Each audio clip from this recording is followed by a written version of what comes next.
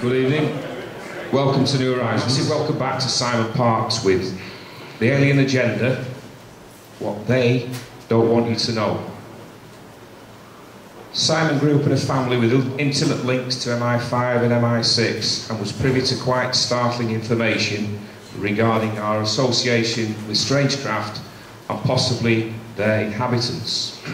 Our association in this instance refers to certain government departments, probably the military. Simon's research indicates high-level secrecy around this subject. Maybe this is for our benefit. Let's find out. Please welcome Simon Parkes. Thank you, Rob. Where's the white line there? Right, good evening everybody. I'm delighted to be invited back. For those of you who saw me the first time, I discussed the Illuminati, and tonight we're going to look at the alien side of it. Can I just have a show of hands who was present for my first talk? About 9 out of 12, or 75%. Thank you. So thank you very much for inviting me back. For those who don't know, I am an elected politician.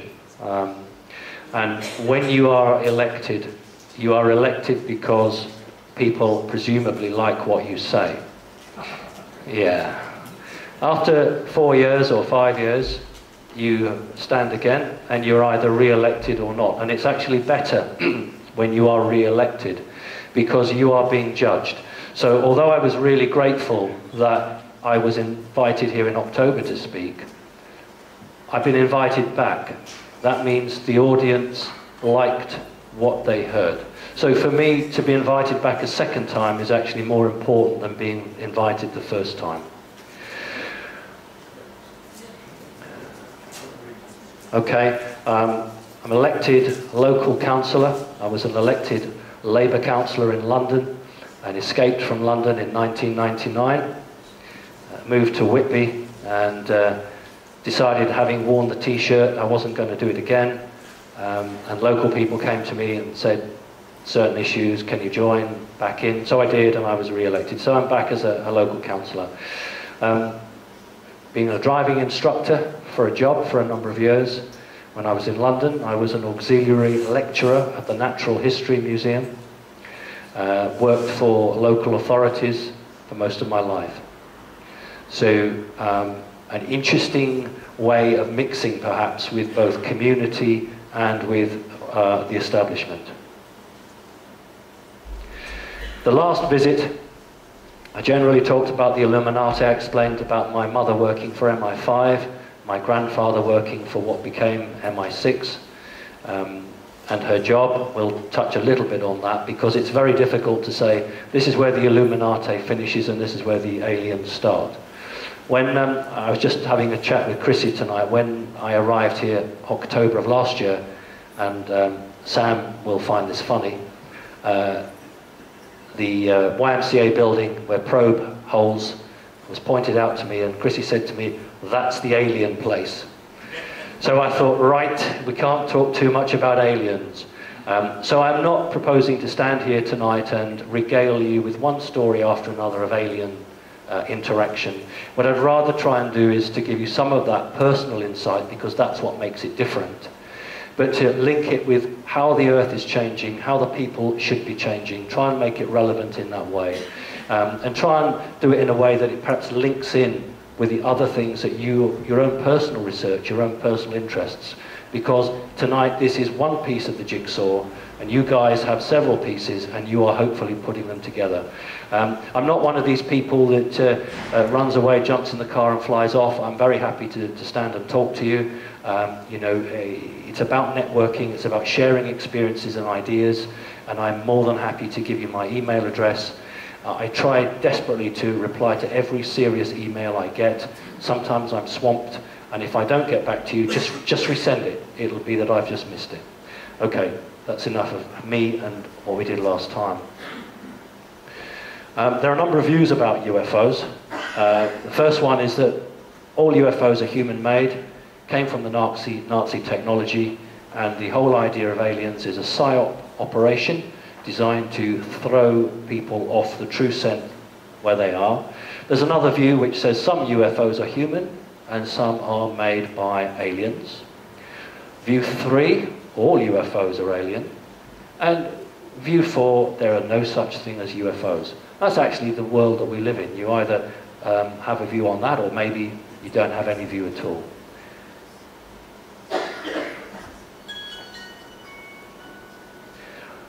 Often I'd say, what actually will happen to make the majority believe? This is a very stable world. Now, you'll say, well, it's not stable because there are wars. Actually, that is part of stability. That's been built into the human psyche. So we live in a very, very stable and predictable world, and people who are not enlightened are quite happy with that world.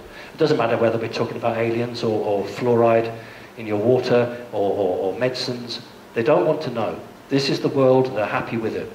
So it's a very, very difficult environment for anybody to try and wake anyone up. I'll give you an example of the taxi driver.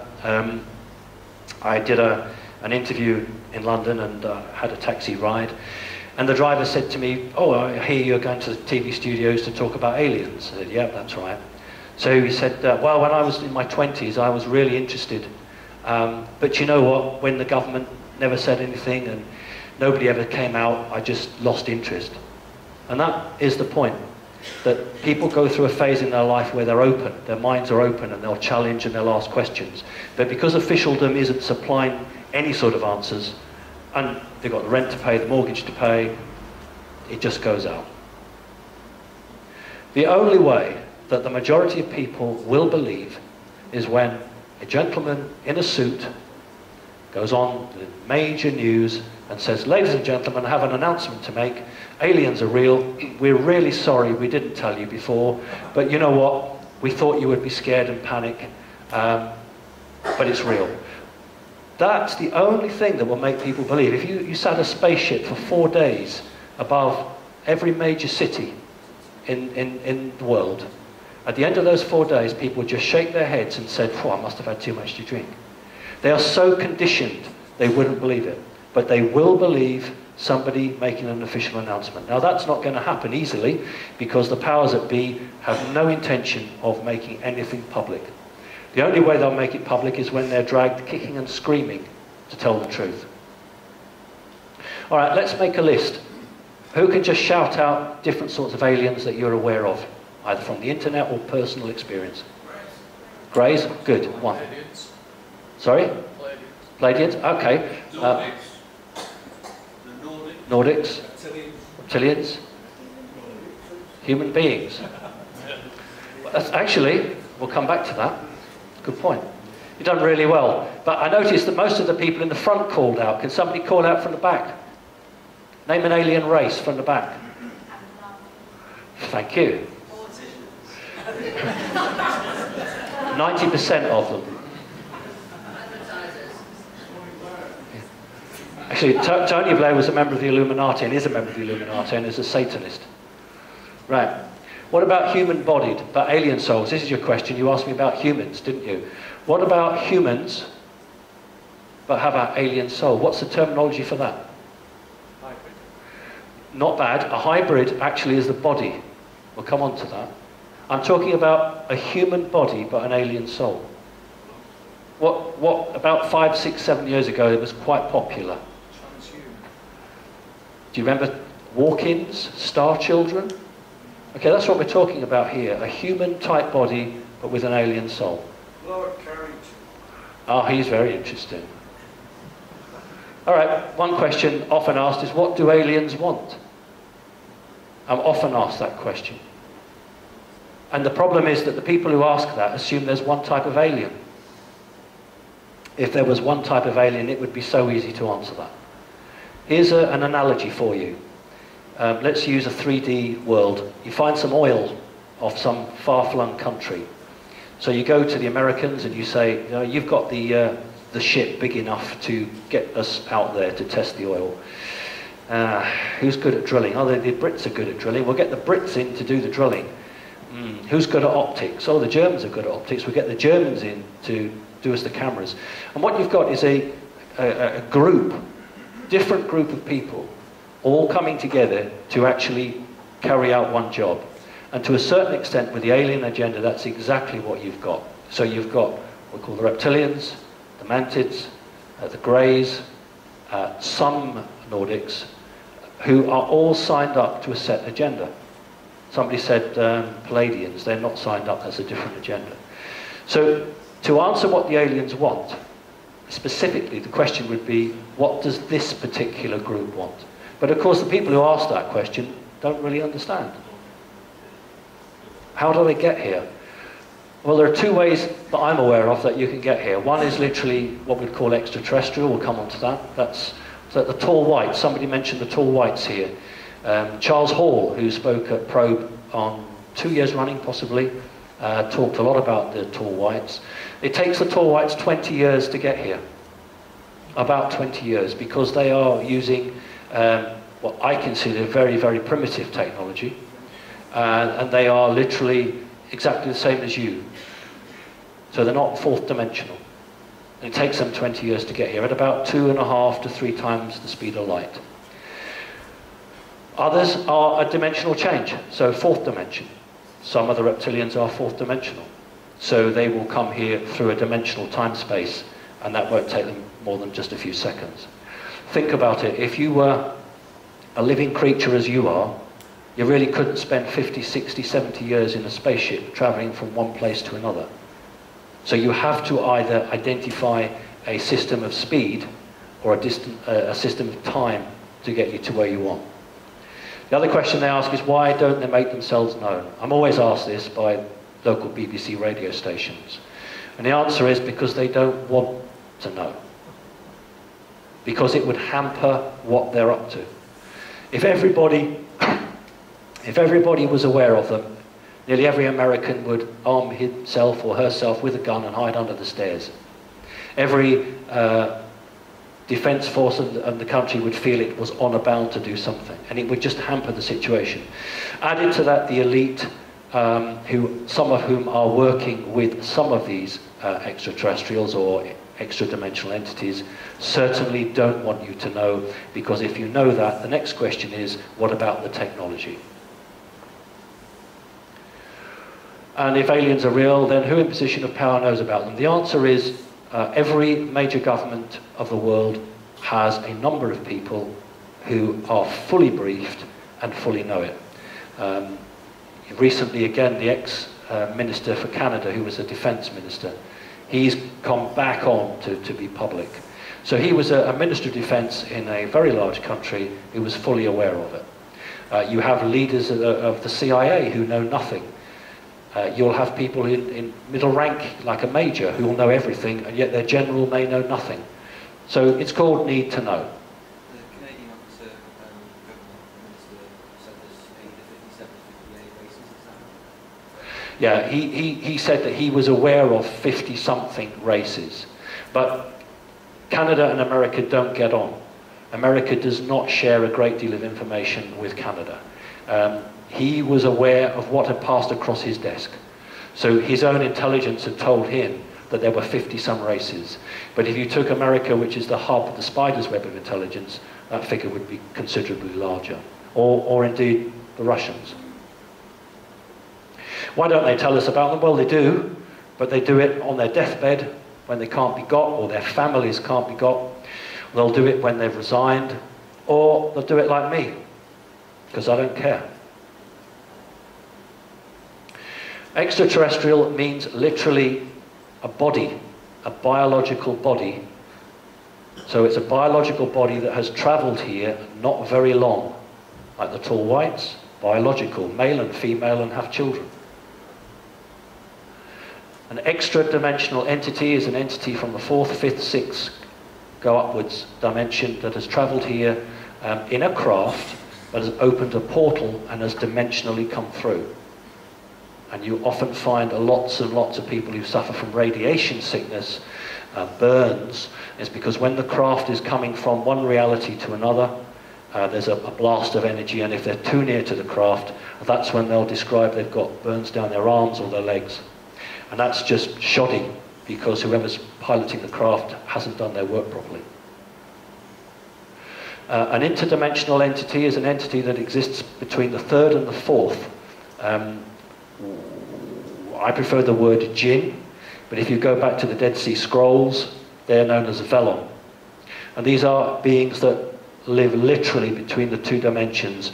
And the Satanists, the Dark Illuminati, the Dark Magic Masters, are able to conjure these Denzians from the interdimensional space through to do their bidding. There's one gentleman here who knows his Bible very well. If you think back to the Old Testament, King Solomon had a jinn, and he called the jinn through with his iron ring, and the jinn helped him to build his palace. In the West, we don't seem to really take it seriously. We look at it on the same way as we would pixies and fairies. But in the East, it's very serious. Those who've read their Quran, not only does it talk about the jinn, it tells you how to get rid of them. What was the other word you used? Velon. And what was that? Velon. Velon. That appears in the Dead Sea Scrolls, and we're talking about the same beings. They have afflicted humanity for thousands of years. Okay, abduction. Abduction is the taking of a person when that person has not given permission. The trouble is, on occasion, the person has given permission in the past and has completely forgotten about it. But in most cases, the person has not given permission. That is an abduction. A contact is when Alex Collier might be your classic contactee. This is when you are collected, sat down, given a nice cup of tea, and they'll tell you everything you want to know, and then they send you back. It's a nice, happy way. I'm not, being silly. That's a big difference. Abduction usually ends up with you being experimented on, being harmed, and it being very unpleasant. I prefer to call myself an experiencer, because I am neither abducted nor in contact. I have a very clear memory in 1971 of making what researchers call a soul agreement.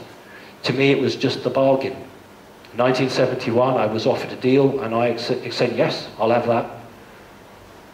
So, to me, it's not abduction, it's not contact, it's experience, because also an experience can be something that happens in your front room. And we'll talk about that. Two ways to take a person. One is literally their physical body. You walk them out, you float them up, they go into a craft, and off you go. And the other way is an energetic take. Again, here in the West we don't really understand it, but in the East they do. Those who understand that you have a soul and your physical body is not really that important. You have an energetic overlay. That energetic overlay can be taken and your body doesn't die, providing it's not taken for too long. So you can either be taken energetically or it can be taken physically. Physical, energetic. Mind projection. Many people can't tell the difference. An alien arrives in your front room and you think, oh, I'm in the Bahamas. No, you're not. You're in the front room. The creature's gone into your mind and as projecting into it. Now, it's easier, it's cheaper. It's less likely to be detected by the military.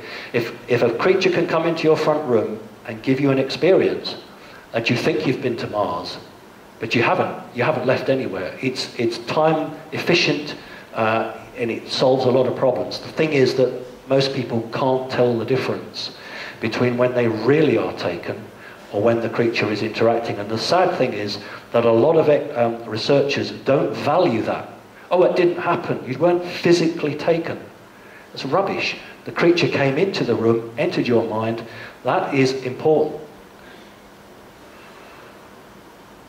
Missing time. The best thing I do is give you an example of missing time. I think that's the best thing to do. 2.5 years ago, went downstairs, midnight, couldn't sleep, and as I walk into the kitchen, I have a microwave and a digital clock on it. And the digital clock said 0.0. And I thought, that's odd, where's the other 0 gone? Now, for those of you who understand this, then you'll know that immediately something's wrong, because generally when you're fully yourself, you question it. Oh, that's not right, I'll have to fix that in the morning. But when you say, oh, that's all right, don't worry about that, it's already starting. The interaction has already begun. And I made 2 pieces of toast and a hot chocolate, and I can remember putting the hot chocolate into the cup, boiling the kettle. I have no memory of pouring, at that time, the hot water into the hot chocolate. I do remember eating the toast, so it was midnight. The very next thing I can remember is I put my cup under the tap, washed it, put it onto the sideboard, and thought, that's odd, I don't normally do that. Oh, I should go to bed now. Turn round, 1:30. And I thought, that's not right, I haven't been here an hour and a half. And I sat down and I thought, this is something very wrong here. So I went into the sitting room and thought, I must try and understand what's happened. And within about 10 to 15 minutes, part of a memory came back. So that's a classic example of missing time. Objects out of place. I haven't seen this. This is my own personal thing. I'll give you an example of objects out of place. Less than 2 weeks ago, I was going to put stuff up in the loft, and I needed to get the ladder ready. So I love tea, made another cup of tea, and then had my tea, and then took the ladder to get up to the loft. And the next thing I know, I'm 2 landings up. Where's my tea? Oh, I don't know. Down. Where's my ladder? Why was my ladder on a different landing? Why was my teacup somewhere else? But there was no missing time, but it was objects out of place. So sometimes it isn't the time that alerts you to something's happened, it's what you were doing is wrong. So you might find yourself in a different room. When an abductee or a contactee says, well, I was taken and I was dropped back in the garden, that's somebody trying to hold up the program. So that's not missing time as such. When people get put back in the wrong clothes or the wrong room from an abduction, that is because generally the greys are trying to sabotage the program. I'm just talking about when you have a straightforward interaction, and 1 minute you were holding a kitchen utensil, and then the next minute you've got, you know, the jack for the motor car, and you can't work it out. So there's a difference between missing time and objects. Okay, there are 3 questions that the press corps are forbidden to ask the President of the United States at the weekly White House briefing, unless specifically authorized. One's Cuba, but there's an asterisk there. You're not allowed, till recently, to ask the President any question about Cuba, unless the press corps have been told prior to that. You're not allowed to ask about the National Security Agency of America, and you are not allowed to ask about UFOs or aliens. If any member of the press corps asks any of those questions, that press organization is banned for 3 to 6 months from coming back to the White House. Just at the end of last year, there was a lot of kickoff regarding the eavesdropping of the NSA on world leaders, and Obama said he would have a 1-hour press conference on the NSA, which members of the press could come and ask questions. Do you know not one member of the press asked a single question about the NSA? They asked everything but. And that just shows you how controlled they are. Right, when I do interviews for the American media, they always want to know, what do I think about Dr. Stephen Greer? It's so predictable. When I do something for the British, instead of asking insightful questions, they always want to know, what do I think about David Icke? And the big question is, why you? You know, why are you? You special? And you're thinking, you know, you're so backward, you're so primitive, you are so unawake, you are asking these sort of questions of me. What a waste of time. If you've got 15 minutes to interview somebody, try and interview them and get something interesting. Don't do, you know, fuel your own wars. It's a prisonable offence in America to fraternize with an alien. Although, of course, aliens don't exist. Okay, somebody mentioned Palladian. Right? I'm a Palladian. Everybody wants to be a Palladian. Nobody wants to be a reptilian. Okay? We talked a little bit about humans and souls. It's a prisonable offence in America to swim, fraternise or touch a dolphin unless it's within state or federal approved oceanic centre. Now when you question that, they say, oh, it's about preserving them, protecting them. So yeah, but you can go and buy a 12-bore gun in America and go and shoot a moose. You don't do it for turtles. So the people in power know the very, very special nature of dolphins. Very special nature. Okay, moving on. You haven't had a single story about me yet. I hope your organisers will be happy. Right, shush, everyone, listen to me. I have something important to tell you. A UFO has crashed in the school playground. We are waiting for the police to tell us it's safe to go outside and take a look. When I came to visit you in October, we talked a little bit about this. That produced a flood of photos for me. Parents phoning me up, sending me emails, sending me pictures of school kids that they had surreptitiously taken throughout the land, and I'm going to share some of those with you. I used this picture, you may remember. Remember, UFOs don't exist, but the government pays schools to run dummy UFO crashes. And this is a school, and that's not an actor. They have a budget. They actually pay for police officers. They pay for the fire brigade and the ambulance to attend. This is why they need the money, because it's these people's time. So the police put a cordon around, and an actor, part of the companies who do these, dresses up in an NBC suit, nuclear biological suit, and pretends to look at the UFO crash. This is a school playground. And then he takes samples of the crashed UFO. I have blocked out their faces because it is illegal to show anybody under 18 their faces, so I've done that. But I wanted to show you, this is exactly what's going on in schools throughout England. In fact, in Wales as well. So here we have, there's genuine police officers, there's the cordon, the UFO crash is here, and the kids are all getting conditioned to understand and be ready for a UFO crash. Here's another one in another part of the country. A very tiny little thing there, but again, the cordon. Here's another one with fires. They've actually set fires, and this thing is supposed to have come into the ground and caused a great rift. They're the school kids coming out with their teacher, their class teacher. Here's another one. And then you can dress up and be a scientist and put on the suits and come and investigate the alien material. Here's another one where there's a big crash site.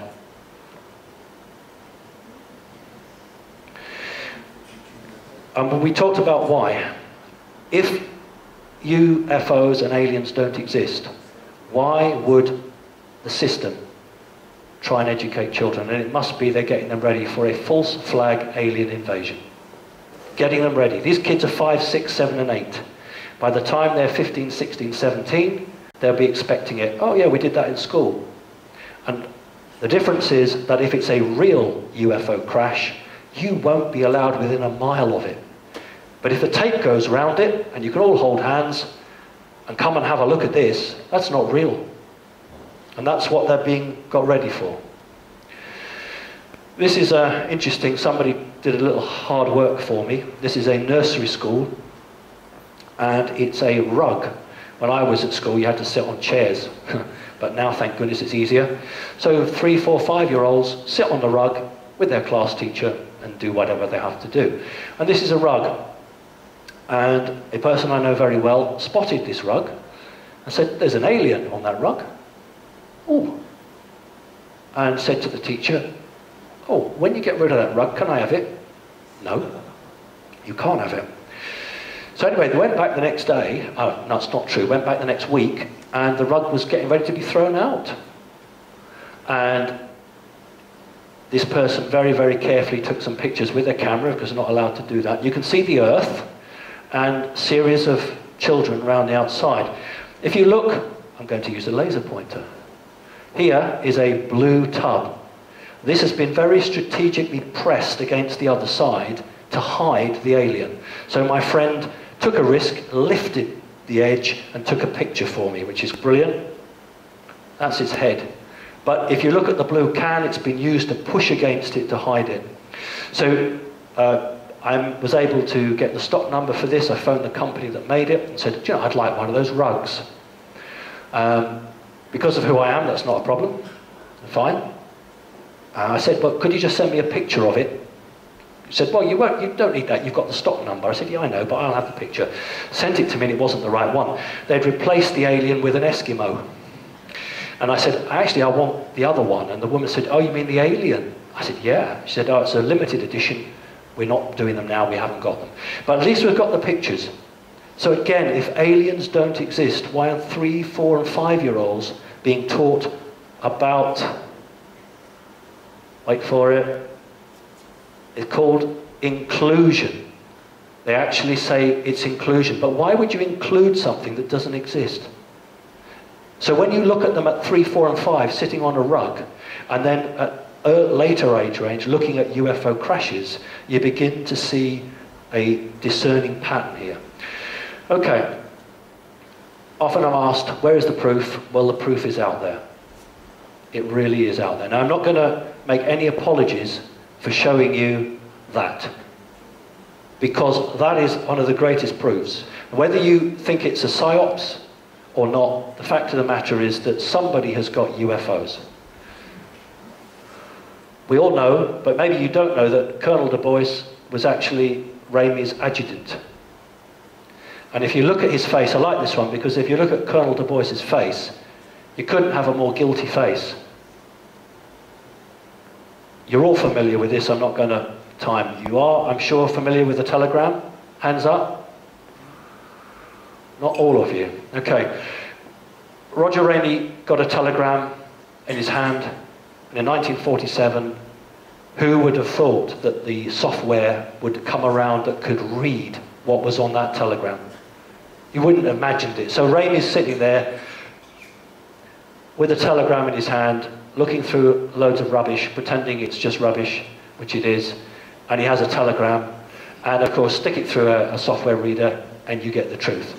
Again, I'm sure most of you are familiar with it. It basically says that they identify a disc craft which has crashed just west of the cordon, and it two things it calls them: the aviators, and the aviators of the disc they are where they will go for, and the victims of the wreck. So here you have absolute proof that something happened, and a good friend of mine, a member of the military, was able to get hold of the lists for the flights in and out of a number of bases, and there certainly was a lot of wreckage that was flown out over a 2-day period. But people don't go and look anymore. They don't want to educate themselves. They're very happy in their own world. There is the proof. It is out there. So if aliens are real, the authorities could never cover it up this long. That's another question. How could you hide it? He did what he did for 50 years, and the establishment knew what he was doing, and they covered it up. So if they could cover up him for 50 years, then goodness me, they could cover up the fact of something much, much bigger, although not to those people and the families concerned, but from a global perspective, aliens coming here. So yes, they have a very clever means of keeping lids on things. Very quickly, want to widen this out now. Who was Wallace? Who can tell me who Wallace was? Who was Wallace to do with Charles Darwin? That's just brilliant, isn't it? Right, Charles Darwin's father was a 32nd degree Mason. The evolution of the species was an Illuminati program, dog eat dog, only the strong survive. So Darwin came from an incredibly wealthy background, very powerful. His dad was a 32nd degree Mason. Wallace worked with Darwin. Wallace actually helped him to come up with the theory of the evolution of species, but the point was that Wallace said evolution of species works really well for everything except people.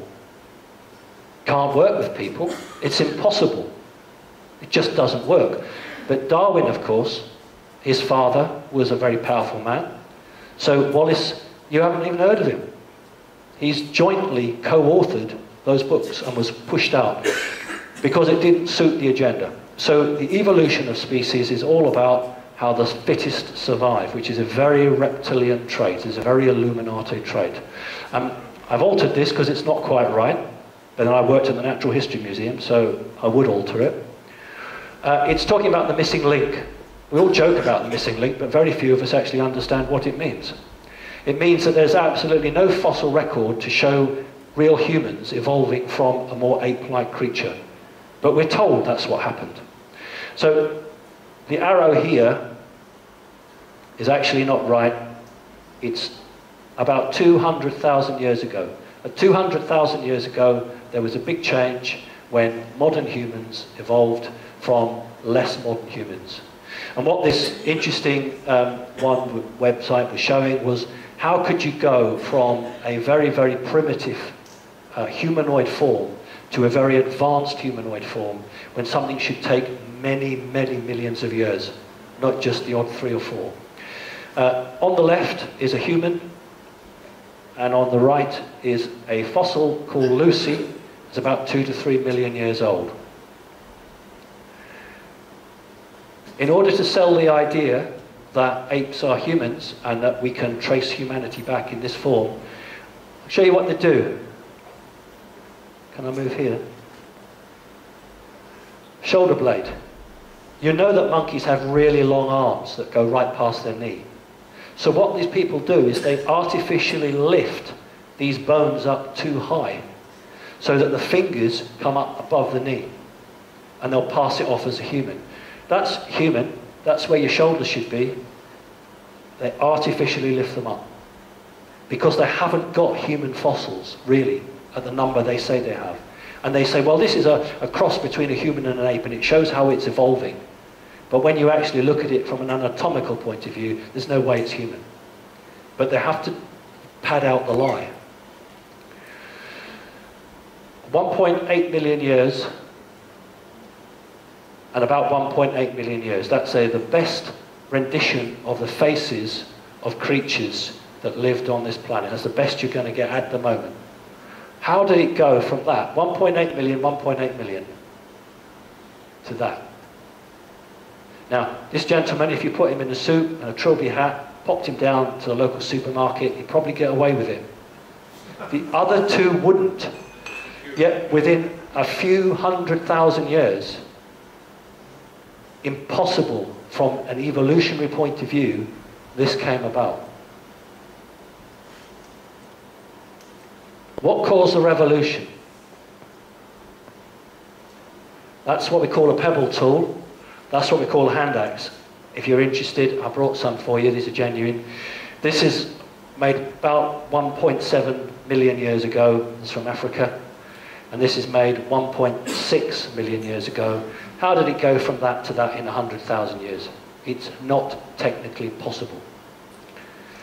But it is possible if someone is mucking around with your genetic material and changing and altering you. That's how it's possible. Okay, here we go. My turn. The shadow beings, sometimes called the shadow people. Anybody seen what we would call shadow beings? Who's going to be brave and put their hands up? All right. Maybe you've seen them and you don't want to put your hands up. I fully understand that. They're not very pleasant creatures. On the Wiki Encyclopedia, I'm sorry it's not so good. When I did this, I had no intention of doing a talk about it. I just printed this for my own sake. On the right-hand side is a guy, and on the left is somebody's rendition of what they thought they saw. Here's a better one. On the left is called the Hat Man, on the right is the hooded figure. These are shadow people. Now I'm going to show you the drawing that I did about 4 years ago when I was a child. Take a very close look at that. When I was 5, 6 years old, I just called him the Smoke Man. It wasn't a shadow being, it was a smoke man. He was a smoke man because he appeared to have the smoke come off him. That's me. On the left-hand side is a little boy. And I was taught when I saw it, I would signal, so arms out. It's not very good, it can't put its arms out, it puts them up an angle. That means I'm alone, you can come in. Comes through the window, stands in front of me, raises its arm up, I raise my arm up. What this doesn't show is that an energetic charge runs across from one of its hands to the other. It then throws that energetic charge to me, and what that means is a DNA lock. It means that nobody else can interact with me because he has that DNA code. So if anybody else tries to hack in or to interrupt, that lock is a DNA code, so it can't actually get in. No one else can get in without that. It's a very, very clever device. The creature has like lumps on its head and just eyes. I have no memory of a nose or a mouth at all. Not substantial, but energetic, and black, very dark.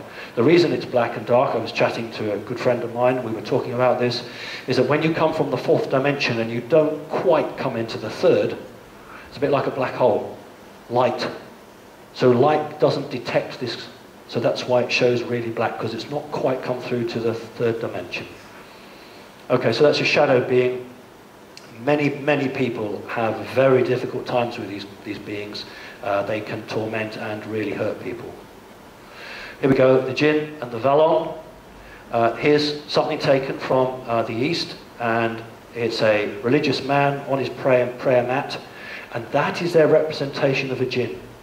And here is the jinn is trying to tempt the religious man.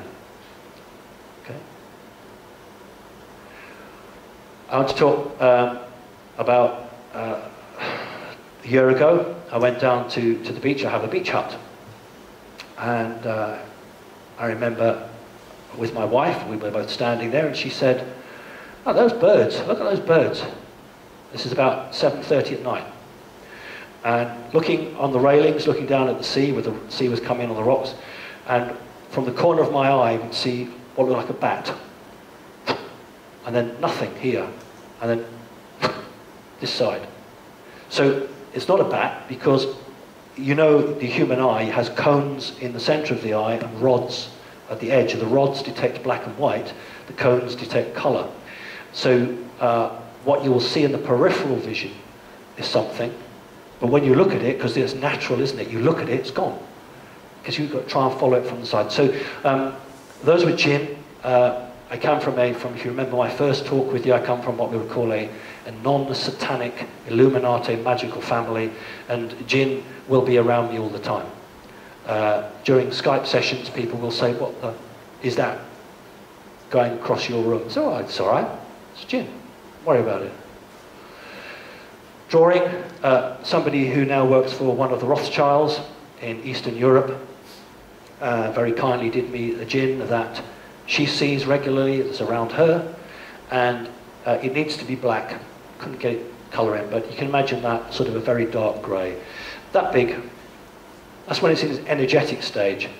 And we're not doing the Illuminati talk, but if you think about Peter Pan and Tinkerbell, if you've read any of that, Tinkerbell is a jinn.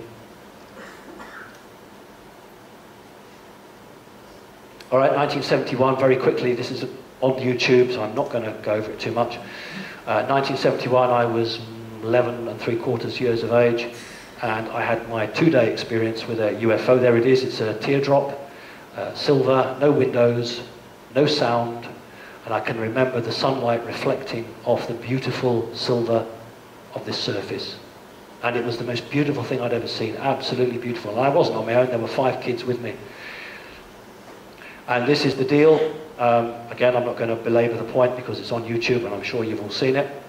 And he says to me, "Would you like to be like us, to have knowledge and understanding, to know the past, I beg your pardon, to see the future and know the past, to have power and I'm so fascinated about knowing the past and the future that I shout out, I should use my mind, but I didn't because I was so excited.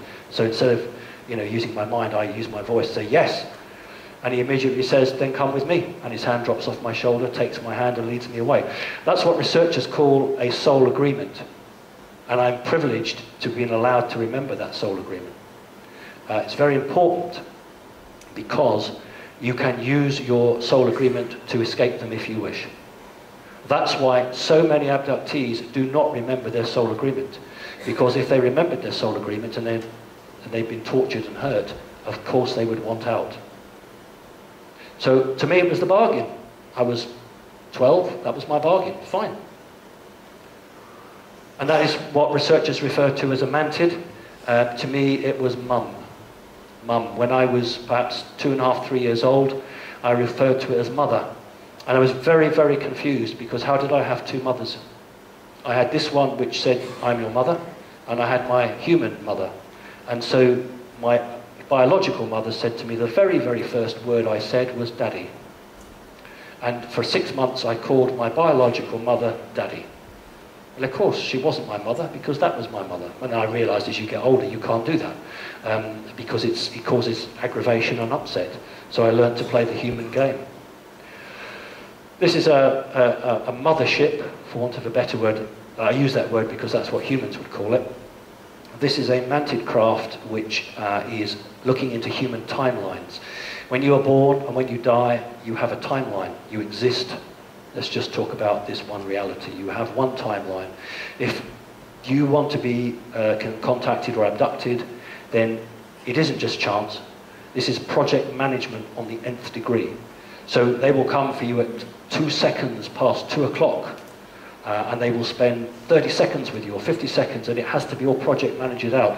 The guys on the front here, they're actually flying the craft. There are no poles holding the seats up. They are meant to be floating in the air. That's exactly what they're doing.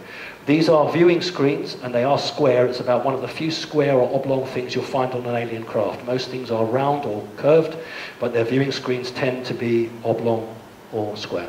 So they're flying it. These ones here are coordinating the information which is coming from the lower deck. We'll have a look at the lower deck in a moment. What I've tried to do is to draw the craft to show you how the power, the whole ship acts as a lifting body. It doesn't work like an aeroplane. The whole craft, some people refer to it as alive. That's not quite accurate, but it has to be the shape to conduct the energy around the hull of the craft. This is the commander of the craft, and I've done this incorrectly. He should have his right hand on this creature's other shoulder. You see, I've put it on this shoulder here. That's not correct. It should be on that shoulder. Why does that matter? Because mantids are chipped. They have a chip on their left shoulder so they can interact with humans. If you have a chance to talk to people who seriously are in depth with their investigations, they will know that humans will often place a hand on a Nordic or a mantid shoulder because that allows the communication. Right, let's carry on. I get accused of giving out too much information. I get accused of taking everyone along too fast, but I'm not going to dumb you down. Well, that's not what it's about. This is the lower level. What you've got here is these guys who are sitting, operating everything below this line. The standing guys here are operating everything above here. These two are sort of coordinators. Here's the commander, come down. So what these guys are doing is sending the information up to the top. So the twofold operation would be to identify where you're going to go to abduct people or contact people, and also to eavesdrop on every human communication available. And also enemy aliens. Because if you're interested in a certain human, you bet you someone else is as well, whether it's the NSA or the CIA, and you want to get there first. So when I say it's a game, I don't mean to belittle it, but it is very much like a game of chess. Okay, yes, I go on the operating table. I've given permission for that. It has to be done. I'm not dead. I've been told that as long as stuff goes on, they're going to keep my body healthy. This is an interesting tool. It's a handheld tool, and I haven't been told, but I guess that's DNA. It's some energetic DNA take. This is an interesting device here. It looks like a camera. It's not a camera. It's something that comes down on a cord or a rope or something from a standing pole. Mantids often use equipment that's either handheld or is fixed in the ceiling. And I've got a very interesting drawing from somebody else to show you. That's me on the left, having DNA extracted. And this is a doctor mantid holding up a jar with a baby in, I presume saying, we've made this from your DNA. It's fine. That's the deal. This is from the collection of David Chase. This is somebody else who's come in, and then David Chase has done some drawings. And it really accounts well with my own experiences, because here the tool is fixed in the ceiling and is coming down. Mantids are three, it's called mantid, it's 3. This is a doctor mantid, and if you ever get taken ill, that's what you want. You don't want a grey poking you about, you want a mantid. So the doctor mantids are the lowest rung. The next rung of command are the computer operators or the pilots of the craft. Then you go into the officer class. These are the ones that wear the purple robes, and they take the term master. Now the next rank up is called the universal master. I know we don't live in a universe, we live in a multiverse, but each multiverse has its own verse, so each verse has its own master. Okay, that's how they work. 1967, we're going to move forward. I forgot to bring my meteorite, I'm really sorry, I should have done. Young boy, sitting room, don't know where my biological mother is, it's probably 7 o'clock in the evening, and I see something fall about 50, 60 feet away. And it didn't fall diagonally, it fell straight down, as if you were dropping a stone. I thought, oh, what's that? It's a Saturday, so Sunday I went out and picked it up, and it was a meteorite. I took it to the museum, and it's been classified as a stony iron. Okay, well, when that meteorite fell, I had a visit, and this is a being that visited me. That is a costume it's wearing. Please don't think that that is natural. That is a costume that it has on. For the few times it got a name, its name is Zu-Ga. Zu-Ga. However, it defected and joined the reptile faction, and when it joined the reptile faction, they said, you can't have a name Zu-Ga, we're going to give you a reptile-sounding name, so her name was Zu-Ga, which is roughly how a reptile, if we translate it into English, would say. So she is a self-confessed servant of the reptiles. And this creature came into the front room and sat me, or stood me up onto the coffee table. I had a coffee table, mother had a coffee table about that high, and said, look at the ceiling. I looked at the ceiling, and it just went black, and all the stars appeared. Now, she was going into my mind. This is what's known as mind projection. And she was saying, well, this is where we come from, and started pointing out the stars to me. And then we did something else which was very interesting. We just give her a little shake, because she's a very sexy creature. And I thought I'd been taken to a museum. Now, you wouldn't get the sign, would you, in real life, saying museum closed? Just wouldn't happen. But it's setting the picture for a young boy to know, oh, you're in a museum. And we have here a T-Rex, and then she lifts me up. Now, I reckon I'm on the coffee table still. She just picks me up by the waist and just lifts me up. So I have a physical movement to go with the mental projection. And time again, I reach out, and I do this several times, and I touch the tooth of the reptile.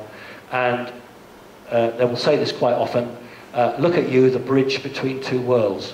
So I'm often referred to as the bridge between two worlds, because the reptilian world and another world.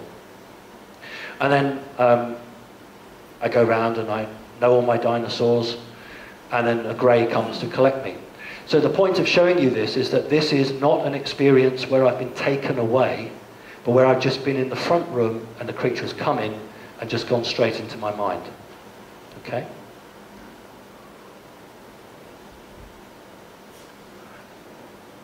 I couldn't resist putting this in. That's my white cat, Snøstrana. He's a Norwegian forest cat.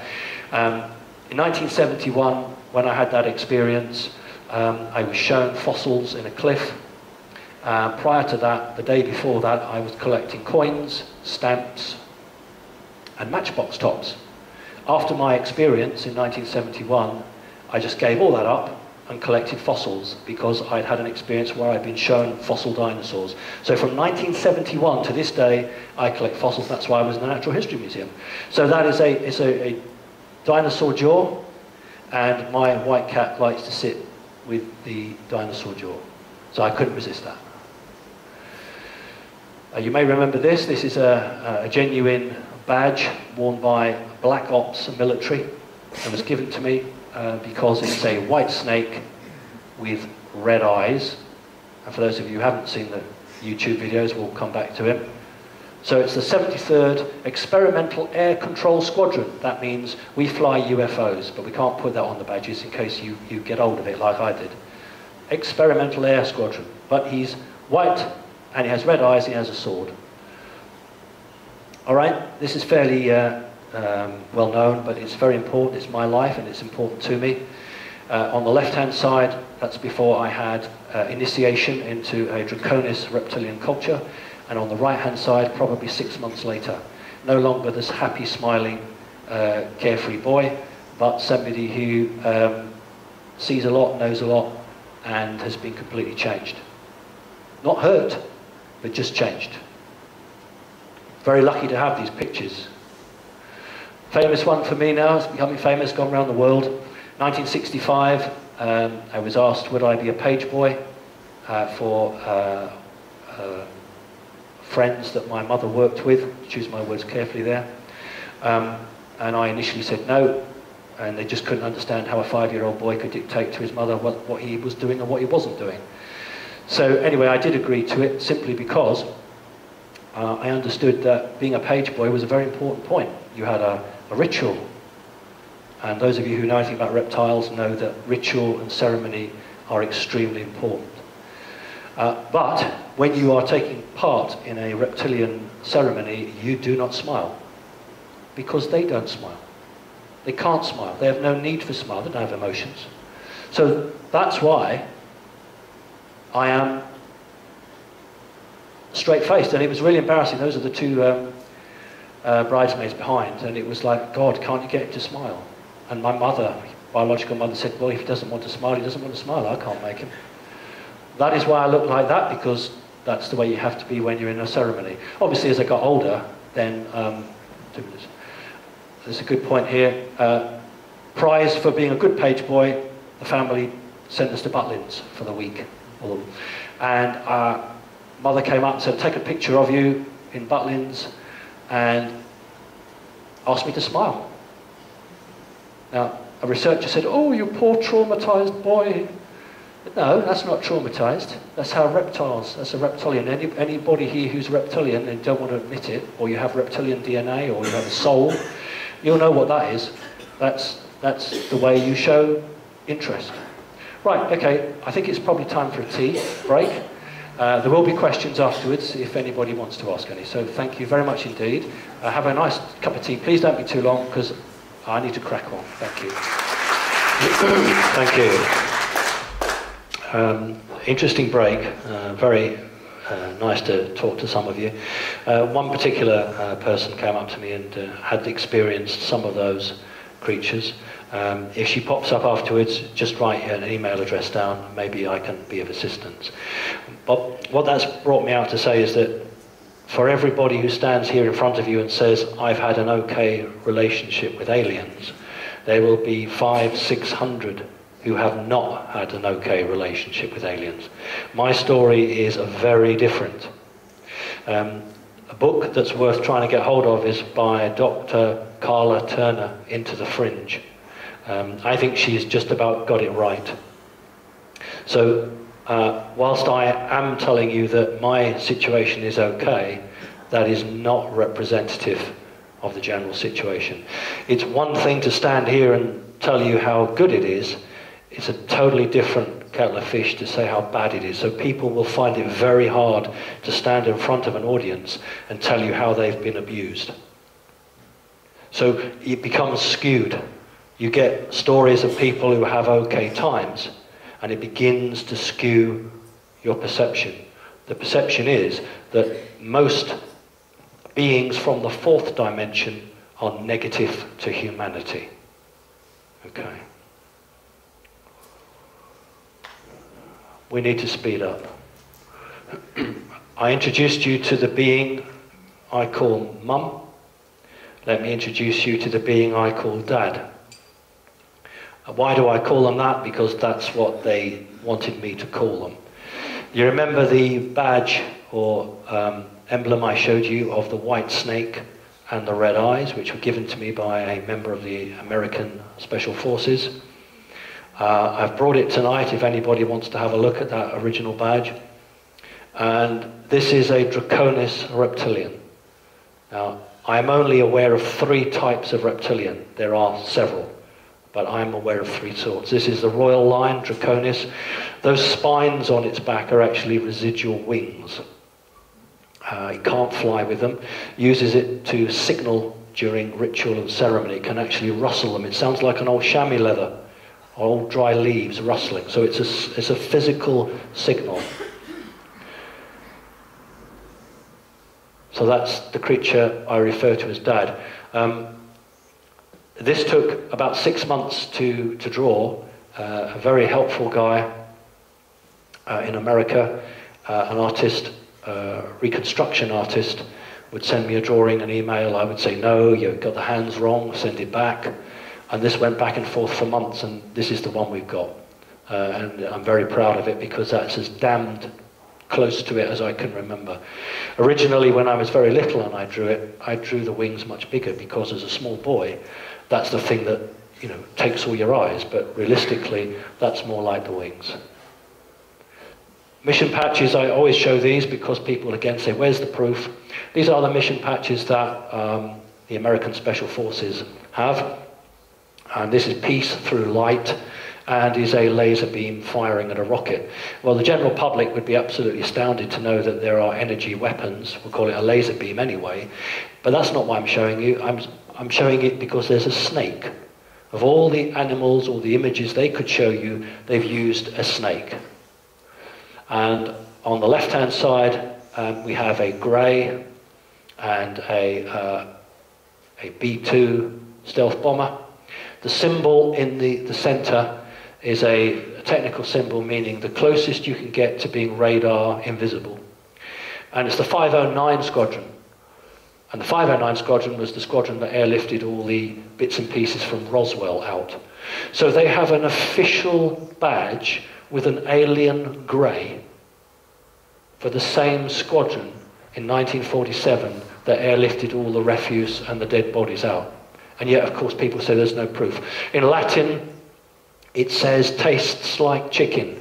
And I don't know whether it means that the aliens taste like chicken or the humans taste like chicken. And that's why, ladies and gentlemen, they even put a knife and a fork either side of it.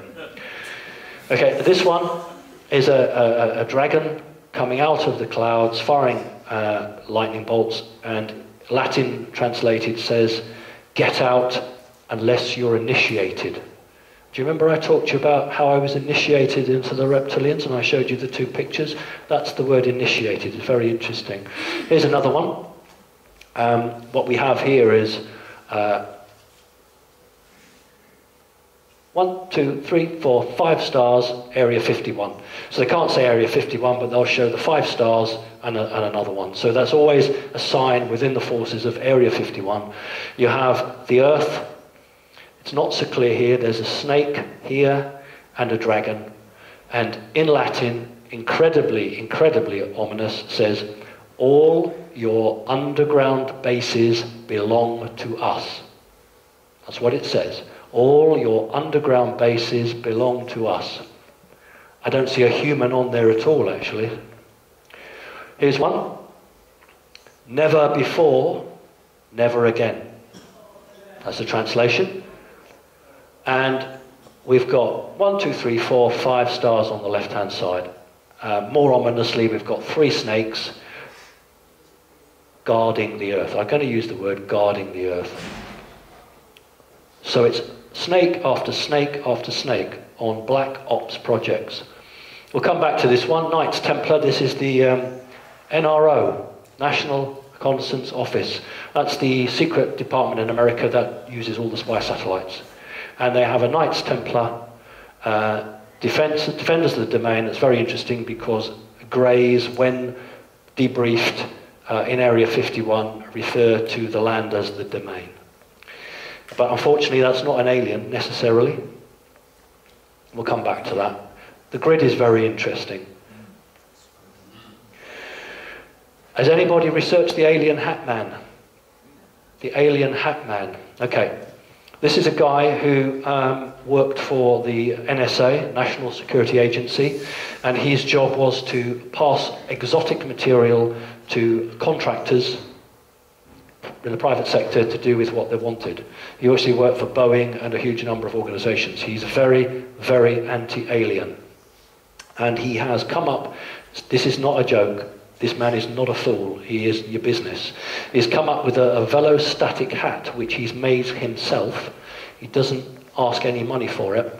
The people who are being abducted and want an end to abductions, he makes this hat, which they then wear. There are children in Britain who have special dispensation from their schools who wear his hats. And they have to be worn 24/7. And we'll talk about how they work. But this man phoned me at home from America and said, I hear you're a driving instructor. I said, yeah.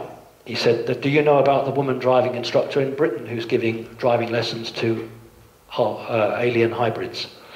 I genuinely didn't know about that. No, I don't know about that. And he said, well, what's happening is 2 o'clock in the morning, they're waking this woman up, she goes out, she gives these hybrids a driving lesson and comes back because, as I'm sure you'll know, they are trying to integrate hybrids into the human society. Well, I didn't know about that. And that was all news to me. We had several conversations. I think it's about 5 or 6 hours difference between us. And then I made the mistake of saying to him, you're still in the military, aren't you? And at which point he never phoned me back again. So I got to assume the guy is still active in the National Security Agency, but that's fine. And here he is. His name is Michael Meakin, and you can find him on the internet. And if you genuinely have abductions by greys, then he might help you. Only greys. And we'll talk about why that is. There's the man making the alien hat. There's a guy who wears the hat. And there's a girl who goes to school, and she's over 18 now, that's where I can use a picture. And she has a normal cloth cap over her special hat. I want to talk about it because it was very interesting. He phoned me up and said, oh, you're a driving instructor and you know about this woman. About 3 months after that, I had a friend of mine saying, oh, there's somebody looking for some driving lessons. Would you be interested? Yeah, of course, it's a business. Of course I'm interested. Got this person's address, lived in a village about 7 miles out of Whitby. Arrived, the woman's actually outside, fine, in she gets. And as soon as this woman gets in, I'm looking at her and thinking, well, you're not human. Absolutely not human. Because you think of your archetypal hybrid head. And I'm very pedantic. I'm talking about human alien hybrid. Because I've seen non-human hybrids. Don't just think that humans are hybridized. So we're talking about a human with what we'd call grey DNA, genetic material mixed in. So hair falling out, give you good, very white hair. She's only about 40, but very sparse, falling out. Eyes, very almond-shaped. Very high cheekbones and the back of the head, a bit like you get the pharaohs. Quite. She gets in, chatting away. Okay, let's see what you can do, drive. And we've been driving about 15 minutes, and she just turned to me and says, do you know Dr. Stephen Greer? To which I say, well, no, I don't, but I know of him. So she wants this conversation about oil and free energy, this, that, and the other, and I'm trying to teach her to get out of second gear because she's making my clutch go. So she wasn't a particularly brilliant driver, but she wasn't too bad. But the point I'm making is this bit as a classic example of where the difficulty to interact these people. I'm going to call them people because they are people. She says to me, can you drop me at the co-op? I'll do some shopping. Fine. Okay? Got her to park up nicely. This is the point that a pupil would normally pay me. Back then, I only charged £15 an hour because I'm not greedy. I actually just want to make a living. £15 an hour is really good. Didn't pay me. Okay, right, fine. She gets out. You can do that in a black cab in London and, you know, to go berserk. So I got out, chatted to her. £15. Now, you all know what £15 is, don't you? It's a £10 note and a £5 note. Or a £20 note and you want some change. And she holds me a £5 note out. Smiling. A really big smile. Now, I understand these people, so I just said, thank you very much indeed. Took the £5 note. Because they have no concept of money. And you think, well, how do you get around? Well, you get around because you have a debit card. It's one of the very few times you actually had to use money, although they will have had lessons. Anyway, I thought, give it 2 weeks, and I didn't hear from her again, so I drove to the house and couldn't see anybody, the curtains were pulled. Went back again about a fortnight later, nobody. Went back a third time. I thought, well, I'll knock on the neighbour's door. Knocked on the neighbour's door and said, oh, I'm trying to get her in, you know, is she in? And the guy looks at me and says, these are housing association properties. And he says, well, no one's lived there. It's empty. There's no one there. And I said, but she's got 2 boys. He looked at me as if I'm mad. So I phoned up Yorkshire Coast Homes, which is the housing provider, and they said to me, it's been vacant for 6 months. Don't know what you're talking about. So I don't understand why I only had 1 lesson. Why did I only have 1 driving lesson with her? She needed more. So there's got to be a link between Mr. Hatman phoning me from America, NSA, saying to me, oh, you're a driving instructor. Have you heard about the woman who does the driving lessons for the hybrids? No. And I know now what happened. I made a joke to him. I said, oh, I wouldn't have to do it at 3 o'clock in the morning. I'd do it during the daytime. And then a few weeks later, I get the real thing. But no concept of money. Here's the grid we're looking at. And on the back of that one, you can see, not as clear, but there's a grid. I'm not a New Ageist. Some of the stuff from the New Ages actually I'm quite good about and I think makes sense, but a lot of it isn't, and sometimes my story isn't one that lots of people want to hear. That grid is not the natural grid of the Earth. That's not the ley lines. That is an energetic overlay. When you die, i.e. your physical body ceases to exist, your soul doesn't go back to source. It wants to, gets caught in that grid. It is struck with a huge amount of electromagnetic energy, which makes you forget, and then your soul, for want of a better word, I use the word soul, is put back into another body. And only sometimes when the process fails do you have what we call memories of past lives. Time and time and time again, souls are recycled on this planet. That's why that guy there stands there with the sword, because that's their domain. You're not getting out. That's a prison. This is a prison planet. I'm sorry, it's not a nice thing to say, but that's my view, and that's what's going on. And that's why on the Black Ops badge it's exactly the same. It has a grid around it.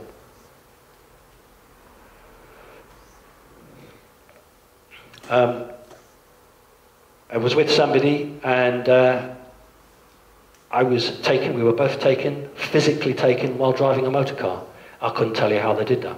I have no clue.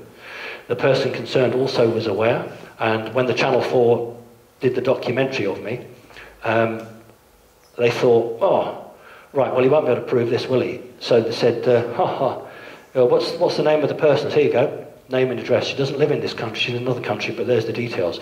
They absolutely went white. They never followed it up. There was another person who would have corroborated my story, but did they want it? No, they didn't. And this was a take from the motor car, classic missing time. And the interesting thing was that we remember leaving a supermarket in a place called Scarborough, which you may know, and then literally the next thing we remember was a big lorry coming towards us, flashing its headlights. And I remember turning to my friend and saying, oh, there must be an accident up ahead. He's flashing to warn me. Or he thinks I'm on full beam. So I'll just flash him back to show him that I'm not on full beam and that it's okay. There was no accident. Long story, won't go into it, but that was actually taken from a motor car. And the technology that must be available to them is just staggering, even for me, how that was done. On New Horizons website, you quite legitimately lifted this picture. Interestingly enough, this picture was sent to me because I had posted this picture on the right in one of my talks. And a researcher from America suddenly realized that, hey, we've got people in America drawing things similar. So he showed me that. And it's nice when people thousands of miles away can corroborate your story or say, do you know what, I've seen something like that. And so that's very interesting. So I thought that would be good.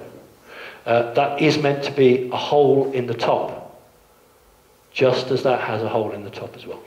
But it was never drawn. I never drew that to show you. It was just for my own personal records. And people say to me, go over it with a black liner so it shows out better. No, because that would corrupt the drawing. That's what I remember. Okay, very quickly now. If someone could give me 15-minute shout when we're running out of time, because otherwise I'm... When you're somebody like me, you tend to have a different relationship with authority. When I applied to be a driving instructor, I was told, we've got no records of you. We don't know where you went to school. We don't know where you lived. We've got nothing of you at all. Can you please show us, prove to us that you've actually been in Britain for a long time? And I did this to my grandfather, and I was able to show them. That's why I'm a qualified driving instructor. But it's very interesting that when the DSA, the Driving Standards Agency Authority, went to check, there's no records of me having any education in this country at all. And when this physical body dies, I will be completely scrubbed from the record. That's what they do to people like me. Right, I'm going to give you 5 examples, because if I give you one example, you'll say, yeah, but that could happen to anyone. 2 examples, I'm going to give you 5. Right, Hackney, London, oh God, 1994, 95. At home, my wife, 6 o'clock, having a cup of tea again. Big bang outside, rushes outside. My car's parked outside the house, a BMW. The Americans call it T-boning, crashed straight into it. I rushed out, the guy jumped in the car and drove off. That's not unusual in Hackney. I got what we call the index, what people would call the number plate. Phoned the police, 999, explained what happened. Right. Phone goes. Oh, hello, sir. Is that Mr. Parks? Yep. Oh, New Scotland Yard here, sir. We've put roadblocks on every road out of London. And we've got him. We're bringing him back to the house. Will you be in? Take us about 20 minutes. Yeah, I'll be in.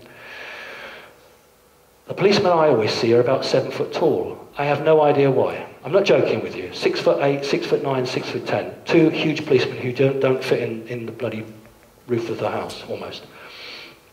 Bring the guy in. Is this him? Yes, that's him. Right. He doesn't have a driving licence. What's happened is he's stopped the car, gone in to get some fags. Because he can't drive, he hasn't put the handbrake on. The car's rolled down, smashed into your car. But the father has lent him the car keys, full well knowing he doesn't drive. Are you going to be in tonight, sir? Yeah. Don't go to bed early. Stay up late. Why? Well, just stay up late, sir. Okay, fine. 20 past midnight, 2 policemen, one the same, one different, walks with the dad.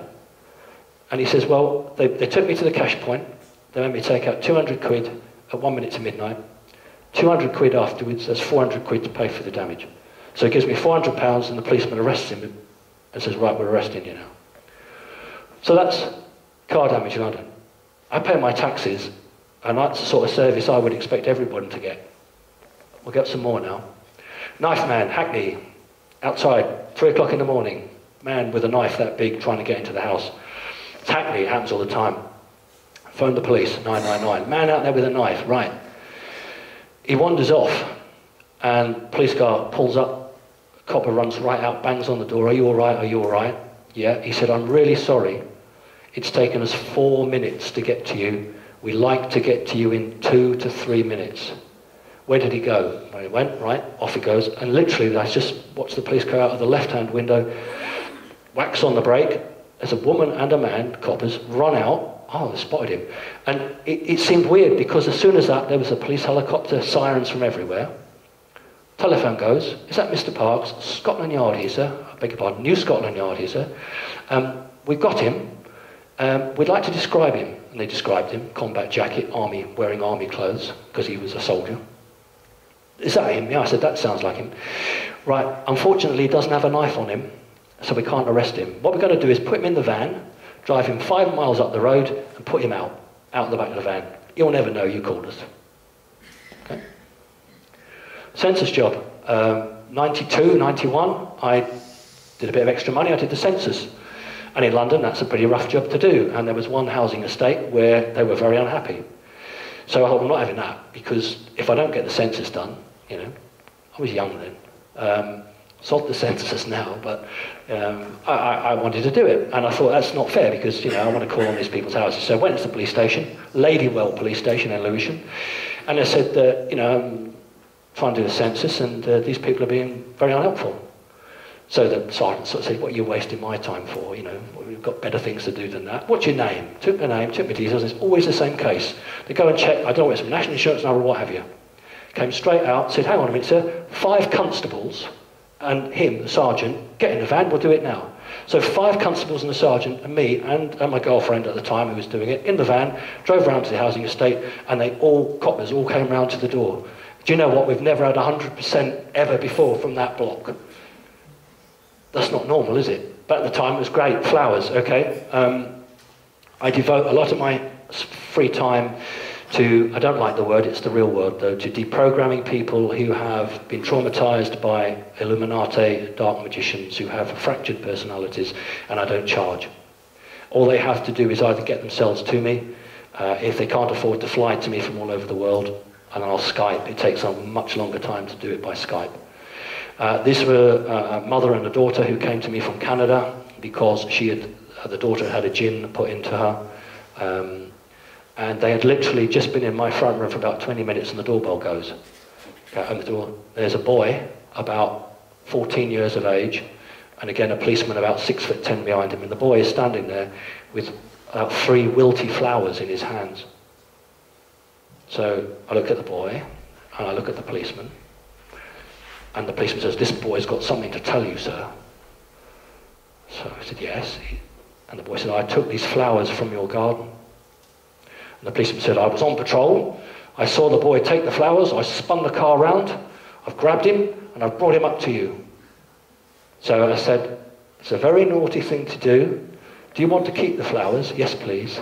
You can keep the flowers. And I tell you what, there's a couple of nice ones there, why don't you pick them and take them as well? And the policeman wasn't going. So I said, would you like to come in? Yes, please. Came in, and the 2 people who come from Canada, both standing there. The sergeant comes in, looks at them, and says to me, well, I'll be on my way now. And the 2 people said to me, do you know what? He just couldn't wait to see us, could he? Salesman, guy going from door to door, trying to sell scrap metal. I didn't like the look of him, not because I don't like people who sell scrap metal, but he had a whiff of the CIA about him. And so I didn't phone 999 because it's not an emergency, is it? One wouldn't want to waste public money. So I phoned the non-emergency number. 4 to 5 minutes later, sergeant and a constable at the door. You all right, sir? Yes, I'm fine. It's just this man. We'll have details of him. Attempted break-in about 7 or 8 years ago in Whitby. Smashed the window at the front. Phoned the police. Shock horror. They were 5 minutes to get to me. And the very first thing the copper said to me was, I don't want you to think we've only just arrived. We've had 3 cars sent, and the only reason I've come to your door now is because we just tell you we can't find them. So he said, have a look through the bits of glass. If you can find any blood, give us a shout, because there might be DNA. He said, I can't look for it because I don't want to put my DNA on it. Off he went. I thought, oh, it's not going to happen, is it? Look through, sure enough, piece of blood. Oh, great. Let's see how good they are. Phone the police. Now, I'm not joking to you. I said, I'm in Whitby, I've just had a front door broken, and the woman says, is that Mr. Parks? I said, yes. And I said, I've been told to look for blood, found some. Someone will be there in 20 minutes. And they were. Doorbell goes, and this guy, different guy, just puts a test tube and a tweezers, put it in there. 3 years later, doorbell goes, just wanted to let you know we finally caught the person that broke in. They weren't attempting to break in to get to you, it was just what we call criminal damage. These are not, when I talk to people and I explain what's happened, people say, well, I don't get that level of service. What I was told was that the American government has 2 lists. A list of everybody who has alien experiences and contacts. The aliens are supposed to provide this list, and it's not up to date. The government, therefore, creates its own list. There is another list where the human government has abdicated responsibility for those individuals. Sure, if I park on a double yellow line, I'll get a ticket. I have to pay taxes, unfortunately. But in terms of anything greater than that, it is not their decision. It was my human mother who told me that, and I understand that I'm on that second list. Right, you may remember I did the radar visit. This completely confounded mainstream media, because I'd gone public saying, look, my mother worked for MI5, my grandfather worked for MI6, and I see aliens. And yet I get invited into one of the most top secret locations in Britain. And the media immediately couldn't understand that, because if this man's off his head, why is he being allowed into an American, it's not British, an American facility that is a space radar base? Why is he getting a personal tour? This doesn't make sense. And so suddenly the media didn't know what to do with me. Channel 4 did a 1 hour's interview regarding my family working with the Secret Services, and we did a half an hour interview with the backdrop of the radar station. Channel 4 told me they got a phone call from the Ministry of Defence telling them to pull it, or they wouldn't be allowed to do any of it. So they pulled it. Once I did the radar base, suddenly all the BBC radio stations didn't want to interview me anymore. And I got a big increase in foreign TV and foreign radio stations wanting to interview me. Here's a picture that you don't see. They don't like to show you that. That's the radar base, and that's the razor wire around the base.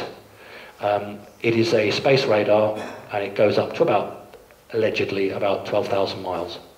That's what they call the fence, and it's the radar section. Anything coming into that is detected. That's the official coverage. And that's Fylingdales. I live 10 miles from Fylingdales. Odd that. The story I tell is my daughter was also invited. I haven't got permission to talk about her, but we were both invited. And at the barrier where the Ministry of Defence police are, you have to show identification. You have to show who you are before you go onto their land. So she passed her passport across, and the guy, obviously they are not semi-automatic machine guns, they are fully automatic machine guns now, so they're very well equipped. And he looks at the passport, and he looks at her, and looks at the passport, looks at her, looks at the passport, looks at her. Yeah, he's convinced that that is who it is, passes it back. I go to show him my identity, he just holds his hands up, says, "That won't be necessary, sir. Go through."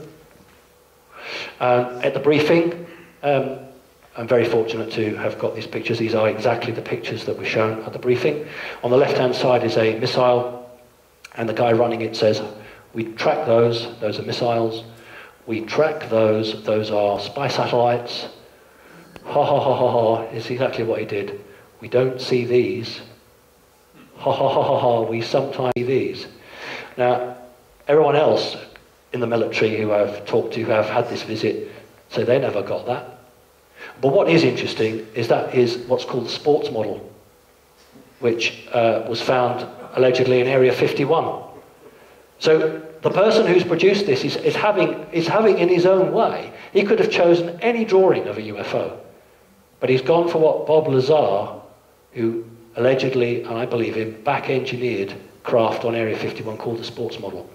So I got a special couple of slides from my presentation.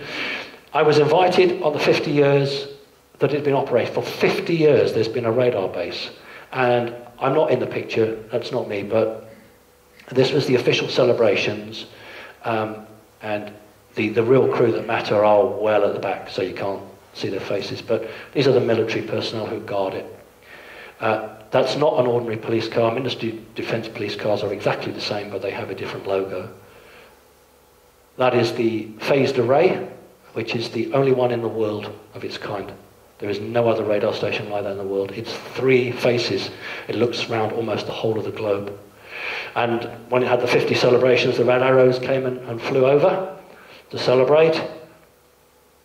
And it used to be an analog display, the 3 golf balls, and then it changed when the Americans went for Star Wars and became the phased array, which is digital. So that's where I got a tour. I had the tour of that. We'll talk about that very quickly. But it's 50 years. I want to show how things have changed. These are Ministry of Defence police officers guarding a sensitive building some 25 years ago. That's what they look like. Here they are now. That's what they look like now. Like that. That's how your world has changed. Unbelievable. A very interesting weapon. Very interesting weapon. That was it a number of years ago. Yes, this is the control room, which we went into. In those days, look, there's even a fish tank. Right? But I tell you what is interesting. I'm going to move now. Sorry. It says here something along how many objects in space. And there's something like 4,000 being tracked. 4,000 being tracked. And this is 30 years ago. You can see the equipment. Let's have a look at it now. It's very hard to get pictures of this base. Look how it's changed. And people will say, well, where's all the big computers? It's a separate room. The computer room is a separate room. Now, you will find this hard to believe, but one of my neighbours actually works there. I won't give too much away, but he actually works on the computer room. And he's a neighbour, and we often chat about it. This is a staged picture for the press, but it's genuine actions. When a UFO is contacted, the guy who's in charge is there. He's asking, I've got one contact. I can get it as well, because I've made contact and I'm on the phone, the hotline, and they have also got it. I am coordinating these two, and I can confirm we have a contact. Okay, that's how they work out. What you don't see in any of these pictures is the secret part. I'm going to tell you where it is. Here is where the Americans are. This is a locked door, and when they have a UFO sighting, the Americans press a code which opens the door. These guys then take the orders from the Americans. So it is called RAF Fylingdales, but it is run by the Americans. Okay, and during my visit, we should have been there for an hour. We were there for 3 hours. And at the end of the visit, the guy running it said, okay, well, we've got some things to give out. And he opened a tin, and there was the pencils and the rubbers and the little trinkets. Great if you're running a scout club, because you've got those things to fundraise or give away. I wasn't really interested in that, pen fobs and that. But in the back of this case were all the trophies that they'd won. They have different sports teams. And on the side were medals celebrating this very special occasion of 50 years. And I said, oh, they're nice, aren't they? And he said, yes, they are nice. He said, I can't give one to you. He said, because we present them, we've only got 500. It's a limited number of 500. And we give them to people, generals and dignitaries who come to visit us, and we've got to make them last the whole year. Can't give them to you. He said, anyway, we don't give them away. They have to make a contribution. So I said, oh, what sort of contribution? He said, he said, they cost us £25 to make, but we take a tenner, and it sort of goes back to it. But, they're very special. And I said to him, well, I was standing with two people. One was an ex-soldier, and one was an ex-RAF. And they said to him, well, couldn't you present one to me? And these two guffawed, laughed. And the guy said, I don't see why not. So I haven't got any money, because I had to give everything at the guard, but my daughter, who's much more brighter than I am, had hidden some money down a sock. So I said, got any money? He got a tenner. So he gave me £10, gave him the 10, and he said, the Americans insist I take your name. I said, you know my name? He said, yes, I know, but for officialdom. Gave him my name. He said, right, well, everyone has a number on this medal, and I have to write your name next to the medal number. You cannot sell this. You can only pass it down to your members of the family. I brought it tonight to show you if you're interested. And the funny thing was that the other two guys both took out their £10 notes for one, and he just locked everything up, put it away in the case, and said, well, ladies and gentlemen, I think we need to go. Sergeant, if you take the front, I'll take the rear. And these two guys with their £10 notes. Anyway, I've brought it for you tonight. It's really lovely. It's got the radar base on the back, and it says 50 years of vigilance, and there's the phased array, and on that side it says number 86 out of 500. And so I was presented it. So this is what the media and others can't understand. How is it that someone who claims that his parents were in the security service, sees aliens, can have a tour of a base and be treated like that? And this is what's made those people who want to make a fool out of me suddenly back off. And why, unfortunately, for many ways, the foreign press is all over me now. It's such a shame. This is not my picture. It's sent to me. Orbs. I often get asked, what are the orbs? And I don't mean the orbs that make the crop circles. I'm talking about these orbs. And twice now during Skype sessions, a person has sort of got, oh my God, what's that behind you? And of course, I invariably look the wrong way. And orbs are the consciousness of another entity entering your third dimension, I beg your pardon, our third dimension, simply because we're more dense. And when you project pure consciousness into a denser form, it will make it into a circle. So somebody is popping in and observing. It's not like a jinn or anything like that. That's somebody of a higher being zooming in, using his or her consciousness to come and visit you. So if you have orbs, somebody is taking an interest in you. Okay? And that's a genuine picture. It's not a lens flare, that is an orb. And you can see them because they are manifest in a 3D world. Sometimes people won't see things, but the camera will, and that's because it's phasing in and out between third and fourth dimension. Genuine, you've all seen it, but I just want to say that is a genuine craft. I'm not saying that's an alien craft. If we expect a false flag alien invasion, these are the craft that will be used. These are first generation back-engineered craft. They're grey, small grey, not tall grey. And these, if they're going to try and do a false flag, these are the craft they'll use. Okay, so just be aware of that. This is sent to me, it's on the internet now. I published it and everyone's got it now on the internet. This is a picture sent to me of an alien coming down an ordinary stairway from an aircraft, having a high-ranking meeting with somebody in the States. And it's taken on a very, very long photo lens, specially adapted for nighttime. It's been enhanced. And it's available now, you just get it on the internet, because why do we keep things secret? On the left-hand side, a artist's rendition of a lion being. I don't want you to think of a lion in a zoo, that's the name they're given, because their ears are about half an inch higher up than ours. Very human. Longer face, look like a bit like a red Indian sometimes. And this is a drawing from the book. And on the right-hand side is my drawing of what I've seen. And the being makes a sign, which is a Illuminati sign, but it's the sign of the Great Pyramid.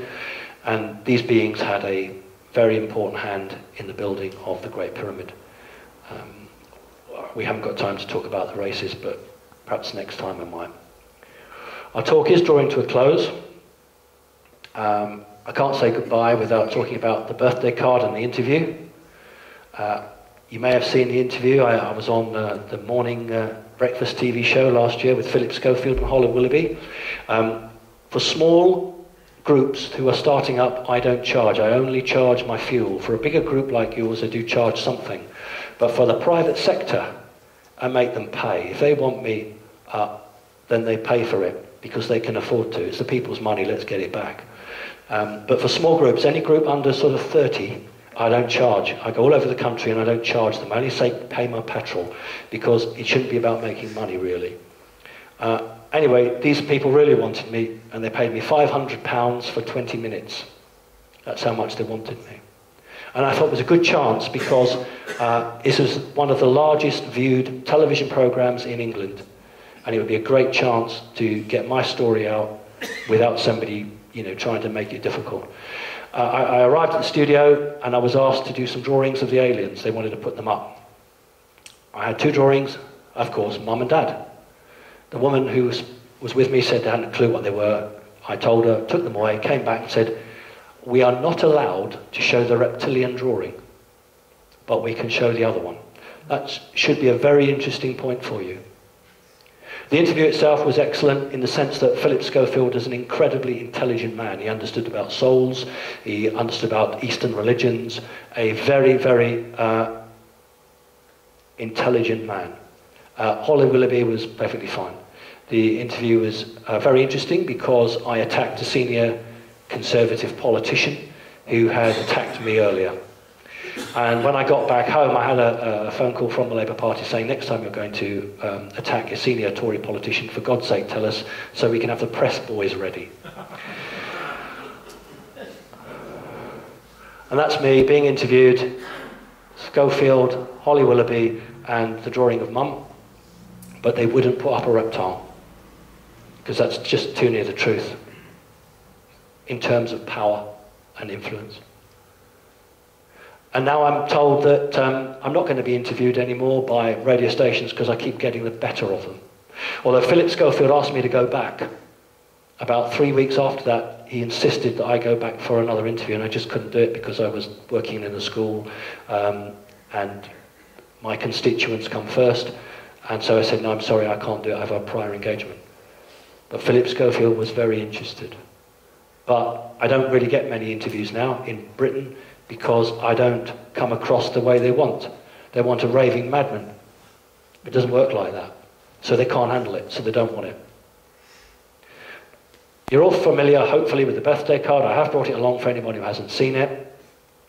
This is the birthday card that has my picture on it, although I have no memory of being on it. And whoever was sitting next to me has been airbrushed out and a big teddy bear put in there. Who in their right mind would buy a birthday card that said Sir Geoffrey was about to discover that bears don't just in the woods? And the story is that I was in a shop called Card Factory, and my wife was buying discounted wrapping paper in January, as you do, and I turned, and on the carousel was these pictures. You know the story because you've checked it out on the internet, and I'm sure you're familiar with it. But what I have done tonight, and not only have I brought the card, but I've brought my ID badge when I was a Labour councillor in London at the same time, because I have the same shirt on. Because people say to me, how do you know that's you? And I said, well, of course it's me, but prove it. Well, I have a picture here with the same shirt on. And when I was meeting a Tory government minister, I always meet these people, I have the same shirt on. I don't have the same tie, unfortunately. So I brought that along to show you. What's that about? The camera is not through the window. That's a hidden camera in the footwell looking up. And this has been placed here by the security services to say, either we know what you're up to, I wish they'd tell me, because I don't, or you did a good job. I haven't a clue. Okay? So there were only 5 or 6 of these cards made, literally. And the only store that they were distributed in was the store where I live. So there was only 5 or 6 of them, and they only went to the store. And the managing director of the Card Factory, who managed the store where they were in, said to me, well, we've pulled them now anyway. And I said to him, well, is that because I made a complaint? And he said, no, he said they were a test run. And I said, well, how many have you done? Thinking they'd done thousands. And he said, well, we did, I think it's 5 or 6. I said, you only made 5 or 6. How do you know whether it's going to sell well if you've only done 5 or 6? His answer was, I'm only the managing director. That's honestly his reply. I said, you're telling me you only made 5 or 6, and which store did you put them in? Your store. So I think that says a lot. I went to the press because I thought, I want pressure on the company. The company who hold the copyright are in America. What a surprise. I contacted them, and they said to me that the name for this person in the card is not the same name as me. So I said to them, you're telling me that's not me then? And the response was very telling. Oh no, Mr. Parks, we're not saying that's not you, but the name we've got for this person is not yours. To which I said, what are you going to do about it? And the reply was nothing, because English law doesn't touch us. So because of that, I went to the newspapers. I wanted the media to phone the company, which they did.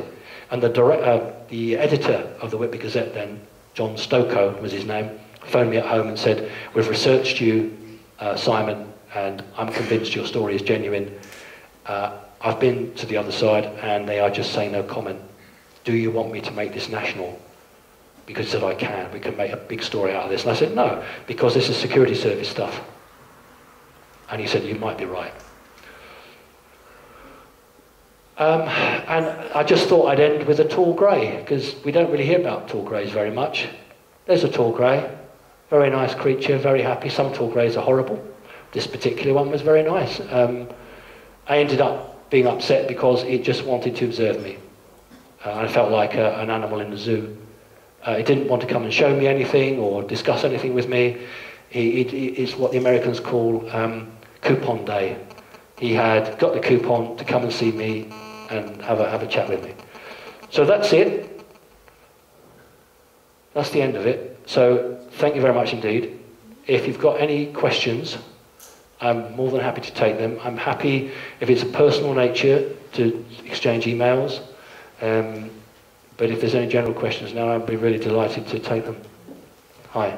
A lot of what's been coming up recently, I've been looking at, is the star Sirius and Orion's Belt. What has that got to do with all this, the pyramids and everything? No. If you were fortunate enough to actually go, not so much to the pyramid, but to some of the temples that contain the real burials of the pharaohs, you will find around that time, allegedly, lots of figures which Egyptologists claim to be men with masks on.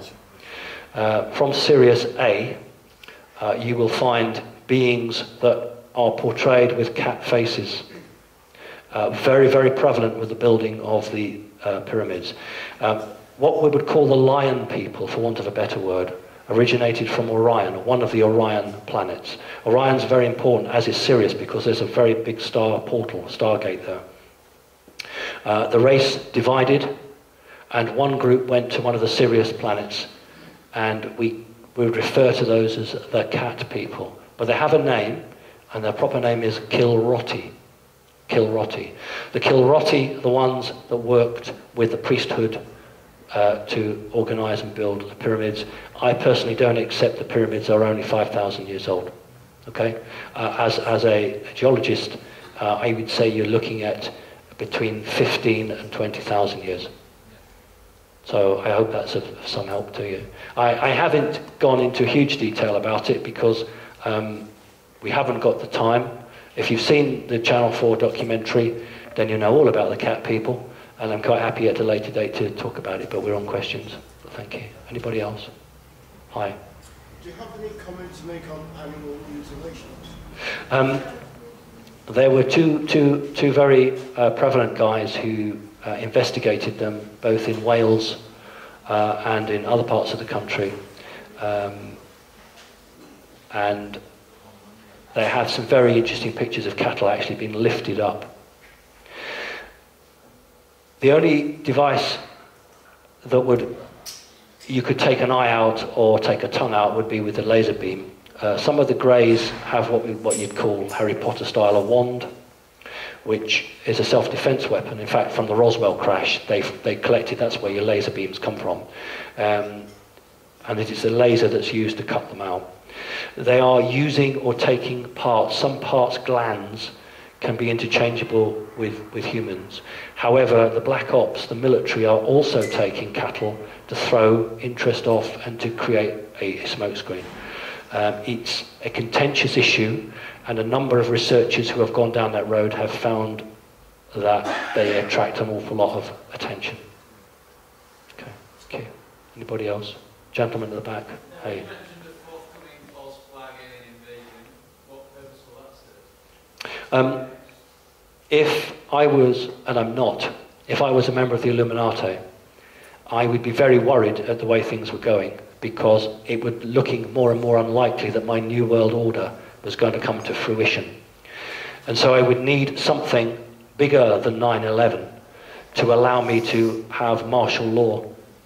And the best way to do that would be to have an enemy force from outside, which would mean that every country in the world would feel they would have to come under the banner of the Americans for protection. That would allow me then to do a number of things with you guys. I could get you to be chipped so that I would know exactly where you were, I could control you. It would allow me to say, oops, there's an epidemic of alien virus, I need to inject you all. They tried that once. But the reason that it's a real conundrum is because once those dice are thrown, there's no going back on it. There was a big debate about the Olympics. Would there or wouldn't there be a false flag invasion? And the trouble is, you know, when researchers quite genuinely put this point forward, it's like crying wolf. And people begin to say, look, this is ridiculous. You know, you say there's an invasion, there isn't. This is going to happen, there isn't. All I would say to you is that if you make enough noise and bring it to attention, they can't do it, because too many people have woken up to it. And the hope is they keep on doing this, and then the voices of dissent get less and less and less, until something happens, and some people get wind of it, but not enough. It doesn't do the rounds on the internet.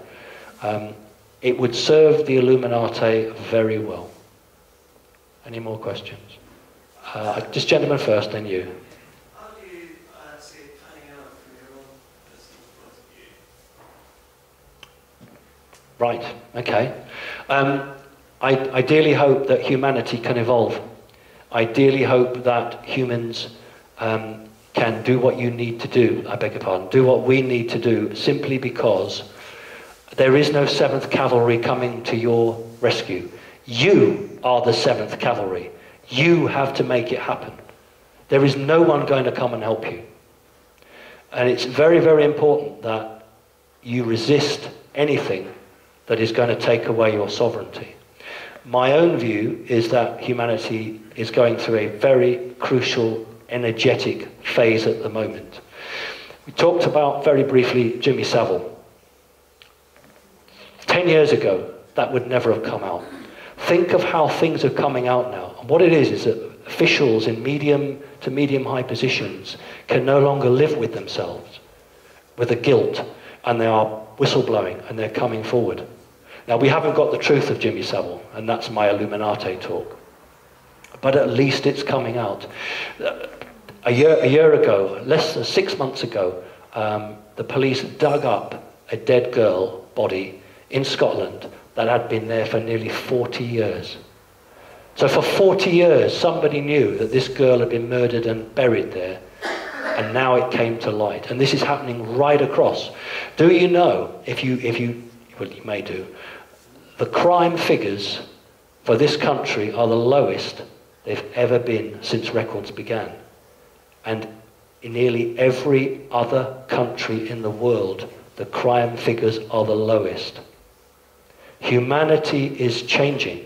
The problem is that your bog standard, ordinary, decent, lovely human wants to see a volcano erupt. They want stars and bright colours, because they are physical people in a physical world. If I can't see it and I can't touch it, it's not real. That's not the change that's coming. The change has got to come from within. The next change isn't the smaller transistor or the faster computer. The next change must be your ability to be telepathic, your ability to lift something. Can you imagine how awful it is for me at home? when I vacuum the house, I have to pull a plug out of a vacuum cleaner. I have to go to a bloody wall, put it in, switch on.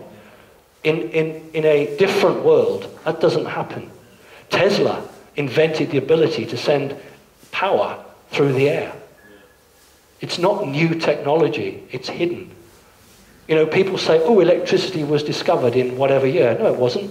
The Egyptians had electricity. That's how they electroplated things.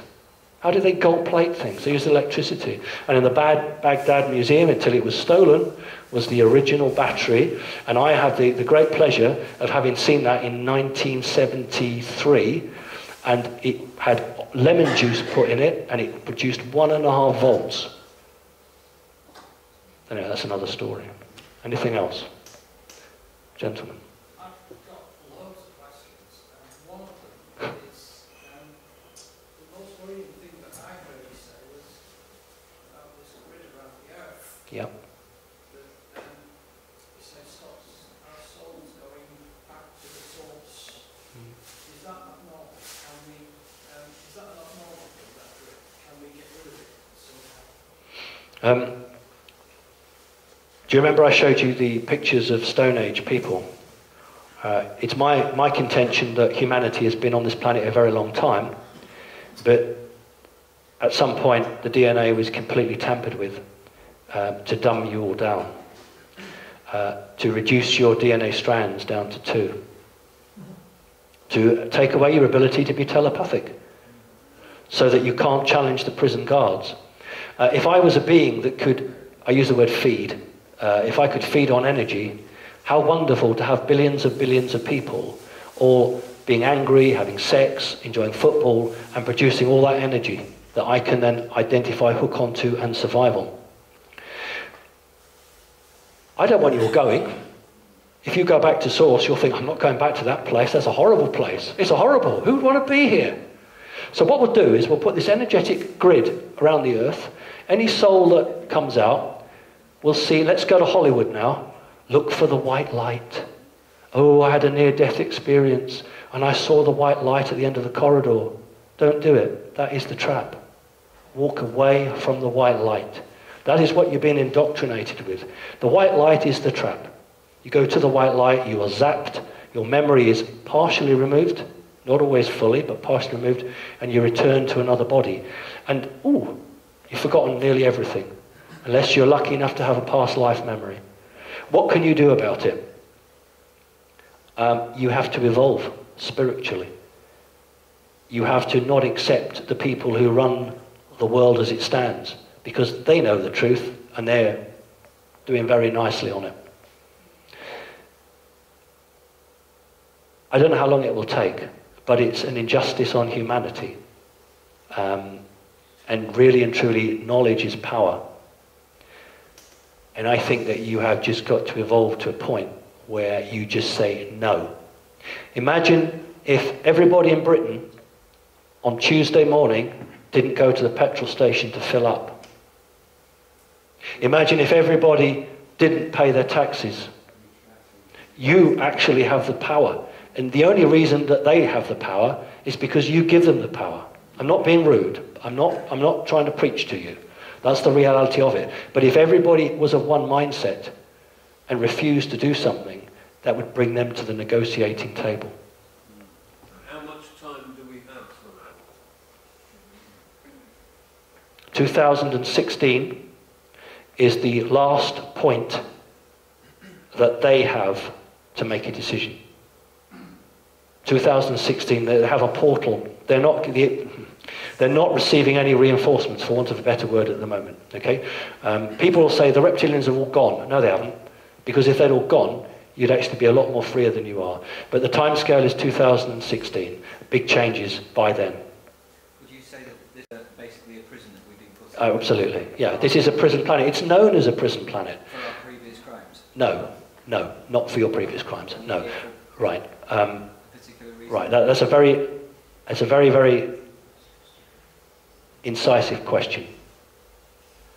There are a number of people on this planet who most definitely belong in a prison. Now, don't make a joke about it. I'm talking about, as a proportion, we have more paedophiles, murderers than any other planet anywhere.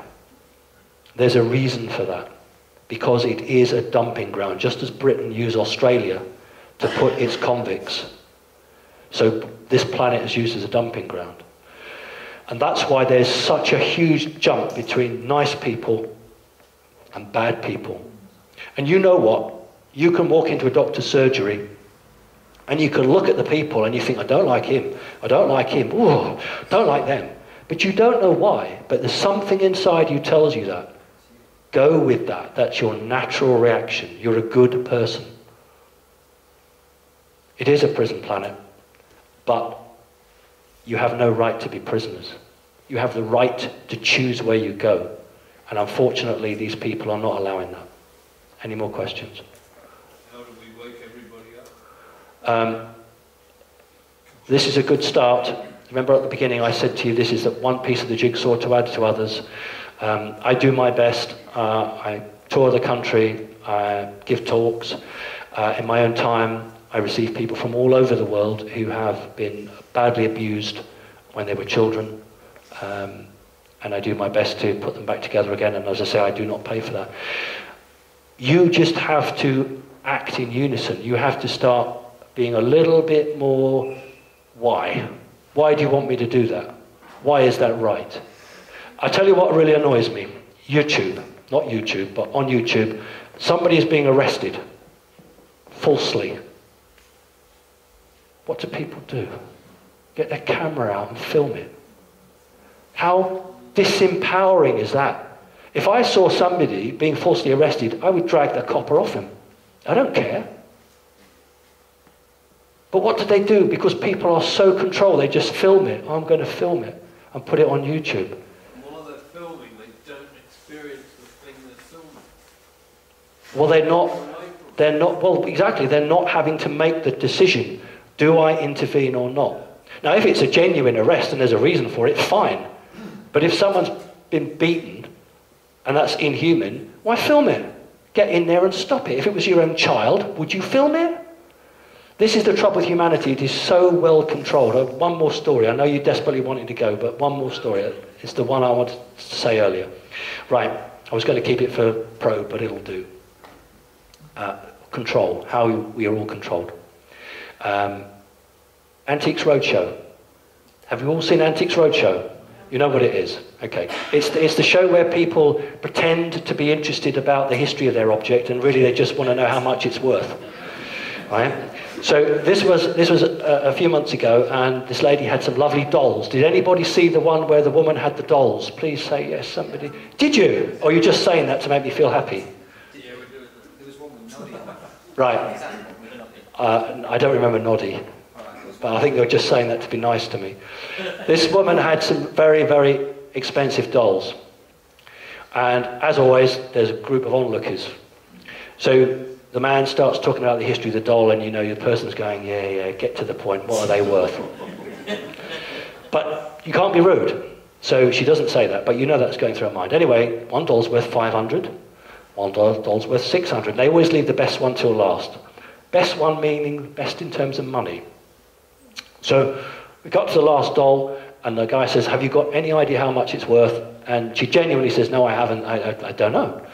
So he said, well, if it was to be sold at auction in the right place, this doll would sell between £15,000 and £20,000.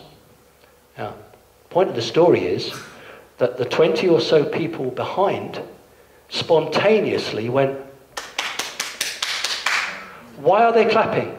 Did they clap a doctor that saved somebody's life? Did they clap a nurse who saved someone's life? What about the guy who's a wheelie bin and you think, oh God, I've forgotten Mrs. Brown 50 houses down, I'll go back and do that. Did anybody clap? No. Why are they clapping? That woman's not going to give them any money. That's how controlled they are. Money is important.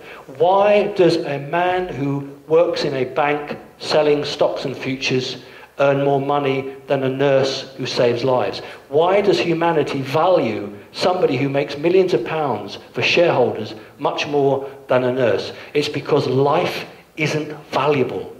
People are nothing but things to be taxed. That's the reality of a prison planet, ladies and gentlemen. I think we need to go, don't we? Is that the right time? Please, yeah. Can I ask one? Yeah, you're the thing. You should do. There appears to be a slow false flag event in progress, and that's the anthropological global warming, in my opinion. Bullshit. I'll probably get someone thrown at me out. I'm not gonna I think they've run out of good quality terrorists, so they have the nice slow event, which is taking our time, it's taking up air time, it's taking our money. So that's my opinion. I won't be telling anybody anymore, but this is what I think. I'm going to do a little talk on this in the future. So it's not a question, it's just a statement, right? It's fine, okay. I don't want to cause you any aggro. I don't necessarily agree with that, but that's fine. Listen, I just want to say thank you ever so much. You are a great bunch of people. You are very knowledgeable. What you're doing is right. Please learn, please study. Only believe yourselves. Think and ask yourself what is the right way to go.